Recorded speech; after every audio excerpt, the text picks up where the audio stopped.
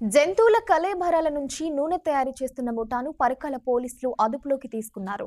జంతువుల వ్యర్థాలతో నూనె తీస్తున్న ముఠాను పోలీసులు అరెస్టు చేయడంతో ఉమ్మడి వరంగల్ జిల్లా వ్యాప్తంగా ప్రజలు ఒక్కసారిగా అవాక్కయ్యారు.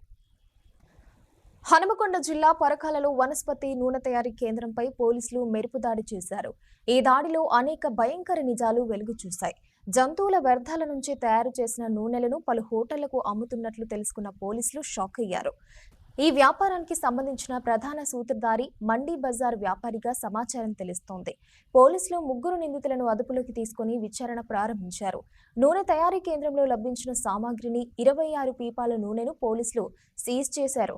ప్రధానంగా హనుమకొండ, వరంగల్ నగరాల్లోని పలు హోటళ్లలో ఈ నూనె అమ్మకాలు ఎక్కువగా జరుపుతున్నట్లు విచారణలో వెల్లడైందని అధికారులు తెలిపారు.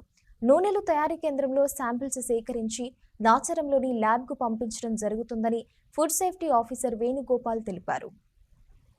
మాకు ఇచ్చిన సమాచారం ప్రకారంగా ఇక్కడ రావడం జరిగింది. ఇక్కడ మా కమిషనరు డైరెక్టర్ ఆదేశాల ప్రకారంగా ఇక్కడ ఏదైతే ఉన్నదో యానిమల్ ఫ్యాట్ దీని గురించి మీరు తయారు చేసామని తెలిసింది మాకు. వాళ్ళు ఎవరనగా ఈ మొహమ్మద్ మస్తాను, తర్వాత మొహమ్మద్ సలీం అనే విషయాలు తెలిసినాయి. ఈ విషయంలో మేము షాంపుల్ తీయడానికి ప్రయత్నం చేసినాము. షాంపుల్ తీసుకున్నాం ఆల్రెడీ. ఈ షాంపుల్ను మా యొక్క నాచారం స్టేట్ ఫుడ్ ల్యాబొరేటరీకి హైదరాబాద్ పంపిస్తున్నాము.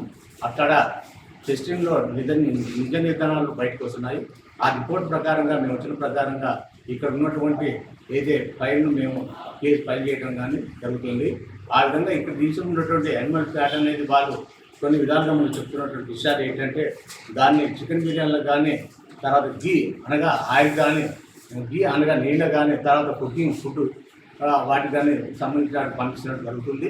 ఈ ఏదైతే నిజ నిర్ధారణటువంటి రిపోర్ట్ వచ్చిన తర్వాత దాని మీద ఏమంటే ఉంటుందో ఆ ప్రకారంగా మేము ఆ రిపోర్ట్లో ఉన్నటువంటి వ్యవహారాన్ని బట్టి మేము కేసు ఫైల్ చేయడం జరుగుతుంది.